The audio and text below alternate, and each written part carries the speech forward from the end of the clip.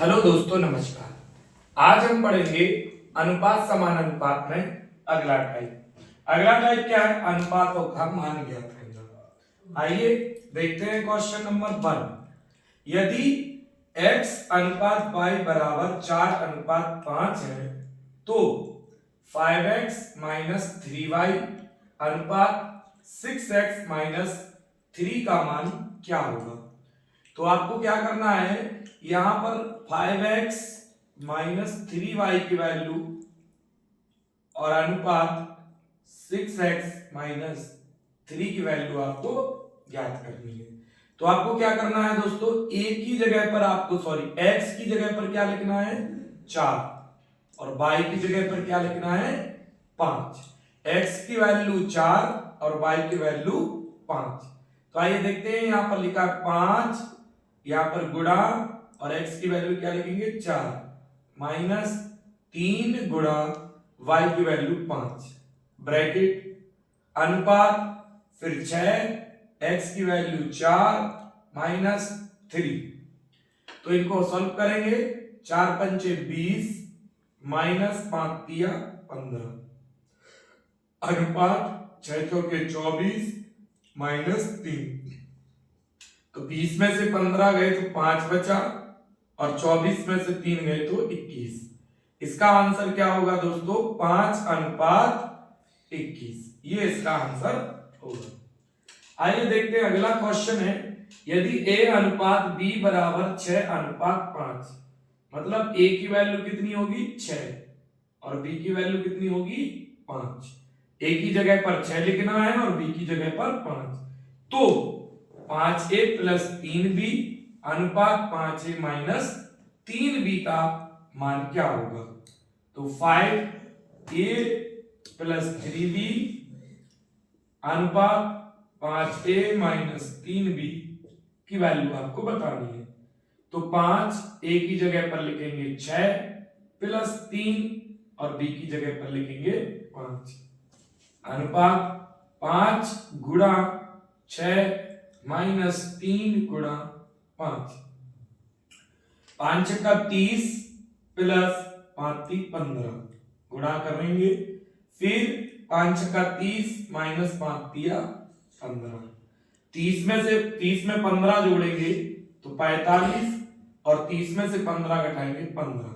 अब इसको काट देंगे। 15 एकम 15 और 15 3 45। 3 अनुपात 1 इसका आंसर होगा। आइए अगला क्वेश्चन देखते हैं।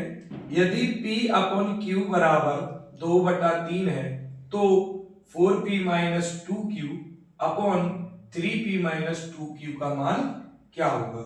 तो इसमें P की जगह पर आपको 2 लिखना है और Q की जगह पर 3। तो देखते हैं, 4 गुणा P की जगह पर क्या लिखेंगे? 2 माइनस 2 गुणा Q की जगह पर 3 बटे 3 गुणा P की जगह 2 माइनस 2 गुणा Q की जगह 3। तो देखते हैं, ये 4 दूनी 8 होगा और 3 दूनी 6 बटे 3 दूनी 6 माइनस 3 दूनी 6। तो यहां पर 8 में से 6 गए 2 बचे और यहां पर आपका 6 में से 6 गया तो 0 और 0 का भाग 2 में देंगे तो इसकी वैल्यू दोस्तों कितनी आएगी? इसकी वैल्यू आएगी 0। बंद करिए। अगला क्वेश्चन है 3x बटे 3 बराबर y बटे 4। तो 2x प्लस y अनुपात 3x माइनस 2y का मान क्या होगा? तो यहां पर क्या करना है, x की जगह पर क्या लिखना है? 3 और y की जगह पर क्या लिखना है? 4। तो 2 गुणा x की जगह 3 प्लस y की जगह 4 अनुपात 3 गुणा x की जगह 3 माइनस 2 गुणा y की जगह पर 4। ये हो गया 3 दूनी 6, 6 में 4 जोड़ेंगे तो 10 अनुपात 3 त्रिका 9 और 2 चौके 8। 9 में से 8 घटाएंगे तो 1। 10 अनुपात 1 इसका आंसर होगा। देखिए अगला क्वेश्चन है, यदि x अनुपात y बराबर 2:3 और y अनुपात z बराबर 2:1, तो x अनुपात y अनुपात z का मान क्या होगा? तो आप क्या करिए, x अनुपात y अनुपात z इसको लिख लीजिएगा और x का पहले देखते हैं, x अनुपात y बराबर 2:3, यानी यहां पर लिखेंगे 2:3। फिर क्या दिया, y अनुपात z बराबर 2:1, तो y की जगह पर क्या लिखेंगे 2 और z की जगह पर क्या लिखेंगे 1। ठीक, अब हमको क्या करना है, अब देखिएगा ये जो आपका y की वैल्यू 2 बार दी है, तो नीचे वाले ये आपका जो संख्या है y की वैल्यू का, उसका इसमें गुणा करेंगे, फिर इसका इसमें गुणा करेंगे और पीछे का ऊपर वाले में गुणा करेंगे। तो 2 का 2 में गुणा करेंगे तो कितना होगा 4 अनुपात, 2 का 3 में गुणा करेंगे तो कितना होगा 6 अनुपात, और 1 का 3 में गुणा करेंगे तो क्या होगा 3। तो ये अब किसी से तो डिवाइड हो नहीं रहा है, इसलिए x अनुपात y अनुपात z क्या होगा 4:6:3। ये आपका आंसर हो जाएगा। देखिए अगला क्वेश्चन है, यदि a अनुपात b बराबर 1:4, b अनुपात c बराबर 2:1 और c अनुपात d बराबर 1:2, तो a अनुपात b अनुपात c अनुपात d का मान ज्ञात कीजिए। तो आप क्या करिए, पहले 3 तक का वैल्यू निकालते हैं, a अनुपात b अनुपात c और यहां पर d आके लिख देते हैं।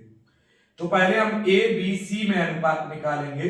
a अनुपात b कितना है 1:4 और b अनुपात c कितना है 2:1। अभी इतना हल कर लेते हैं। तो इसका जो आपका b 2 बार दिया है, तो नीचे वाले का इसमें गुणा और इसमें गुणा और पीछे वाले का ऊपर वाले में गुणा करेंगे। तो 2 का 1 में गुणा करेंगे तो 2 आएगा, 2 का 4 में गुणा करेंगे 2 चौके 8 होगा, और 1 का 4 में करेंगे तो क्या होगा 4 एकम 4। ये a b c में आया है। अब क्या है d भी है, देखिए a b c और d। तो अब आखिरी में क्या दिया हुआ है, c अनुपात d बराबर 1:2। तो c के नीचे 1 लिखेंगे और d के नीचे क्या लिखेंगे दोस्तों 2 लिखेंगे। अब फिर से गुणा करेंगे, इसका इसमें, इसका इसमें और इसका इसमें और लास्ट का ऊपर। तो 1 का 2 में गुणा करेंगे 2 होगा, 1 का 8 में गुणा करेंगे 8 होगा, 1 का 4 में गुणा करेंगे 4 होगा, और 2 का 4 में गुणा करेंगे तो क्या होगा 8 होगा। तो इसको थोड़ा काटते हैं, सब में कट रहा है 2 से, 2 एकम 2, 2 चौके 8, 2 दूनी 4 और 2 चौके 8। तो ये अनुपात हो गया a अनुपात b अनुपात c अनुपात d में अनुपात हो गया 1:4:2:4। तो दोस्तों आपको समझ में आया होगा। देखते हैं, ये यहां लिखा है, यदि p अनुपात s बराबर 2:3, सॉरी p अनुपात q है, p अनुपात q बराबर 2:5 और q अनुपात r बराबर 1:3 और r अनुपात s बराबर 2:3, तो p अनुपात s का मान ज्ञात कीजिए। तो देखिएगा यहां पर क्या है, फर्स्ट और लास्ट का आपसे रेशियो पूछा जा रहा है p और s का।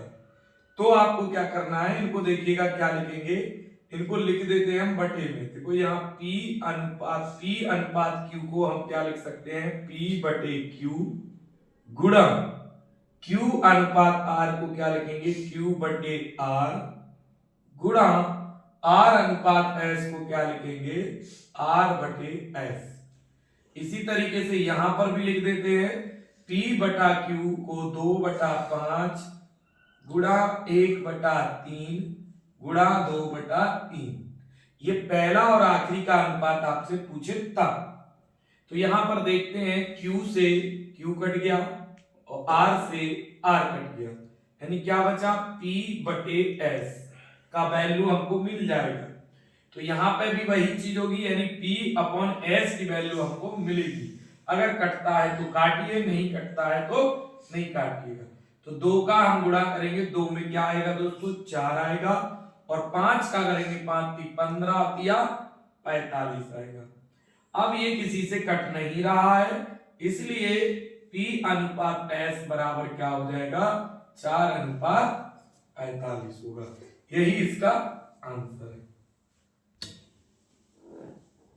तो देखिए यहां पर लिखा है यदि x बराबर 1/3y और y बराबर 1/2z तो x अनुपात y अनुपात z की वैल्यू क्या होगी। तो आपको क्या लिखना है, x बराबर 1/3y लिखा है, तो आपको क्या करना है y को इसके नीचे लाइए, तो x अपॉन y बराबर क्या हो जाएगा 1/3।